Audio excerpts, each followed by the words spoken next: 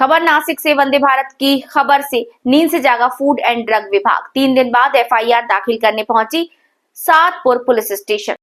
नासिक से खबर। वंदे भारत की खबर से नींद से जागा फूड एंड ड्रग विभाग। 3 दिन बाद एफआईआर दाखिल करने पहुंची सीतापुर पुलिस स्टेशन। वंदे भारत की खबर से फूड एंड ड्रग विभाग करे तो क्या करे, 3 दिन बाद फिर कैसे दाखिल करे, मगर वंदे भारत की खबर से फूड एंड ड्रग विभाग के ऊपर पूछताछ की बौछार होने लगी। आखिर अपना बुर्का फट जाए इसके पहले फूड एंड ड्रग ने सातपुर पुलिस स्टेशन में जाकर एफआईआर दाखिल करना ही उचित माना।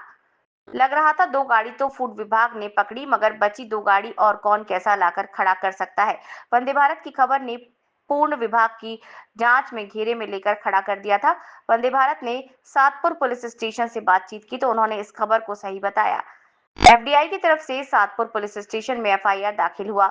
अब देखना है किसका हाथ किसकी टांग कहां अटकी है। अब वंदे भारत के लिए नासिक से विजय सोनवड़े की रिपोर्ट। सर, ही जी घटना घडलेली सर 4 ट्रक पकडून आणलेले आहेत, याच्यावर आपण सविस्तर काय ते सांगा ना सर. आपल्या प्रिमायसेसमध्ये आपण 2 ट्रक पकडून आणलेले आहे. RJ14 GT 3496 आणि RJ14 GR 5917. आमचे जे अधिकारी आहे यांना एक माहिती आलेली होती की एक निकृष्ट दर्जाची सुपारी जी आहे ती कर्नाटकवरनं दिल्लीला जाणाऱ्या व्हाया नाशिक मार्गे, तथापि नाशिक मार्गे न येता येवला मार्गे ती सुपारी आली आणि येवल्यावरनं आमच्या अधिकाऱ्यांनी तिथं पाठलाग करून ती इथपर्यंत घेऊन आलेले आहे. या 2 ट्रकमध्ये जवळपास 58,796 किलोग्रॅम आणि 2,46,94,400 रुपयाची ही सुपारी संशयावरनं नमुने घेऊन जप्त करण्यात आलेली आहे. या आमच्या अधिकाऱ्यांमध्ये दिनेश तांबोळी जे सहाय्यक आयुक्त आहे यांच्या मार्गदर्शनाखाली अन्न सुरक्षा अधिकारी यांचा सहभाग होता.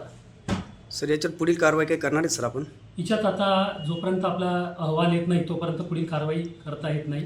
तथापि या बाबतीमध्ये जे आहे लवकरात लवकर आपला अहवाल आणण्याचा प्रयत्न आहे आणि लवकरात लवकर जोही रिपोर्ट येईल त्याच्या आधारे नियमानुसार कारवाई घेण्यात येईल. तोपर्यंत 4ही वाहन जप्त राहतील ना सर? तोपर्यंत दोन्ही वाहन जप्त राहतील. Okay sir, thank you.